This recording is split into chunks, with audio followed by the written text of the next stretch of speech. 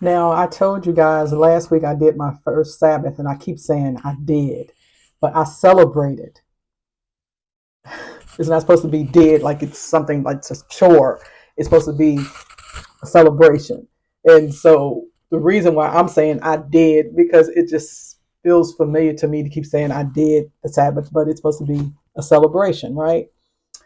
Let's read Exodus 35, verses 1 through 3. Moses assembled all the congregation of the children of Israel and said to them, "These are the words which the Lord has commanded, that you should do them. 6 days shall work be done, but on the seventh day there shall be a holy day for you, a Sabbath of solemn rest to the Lord. Whoever does any work in that shall be put to death. You shall kindle no fire throughout your habitations on the Sabbath day." Now that's the part I want to talk about kindling this fire. Now I know many of you say that you get a hot plate and you put it on top of your stove, was that's still using electric too.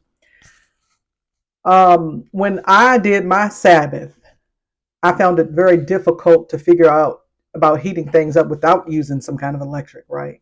But I don't have a hot plate, and if it is called for, I will get a hot plate. But instead of me getting a hot plate, I talked to God first and I prayed to Him as I was going through the Sabbath. And when I reached for the stove, the Holy Spirit let me know that it's okay for me to turn the stove on to heat up something. Now, I didn't cook anything because I prepped a little bit for this. And so I didn't need to turn the stove on in order to cook. I turned it on to heat up whatever it is that I had already made.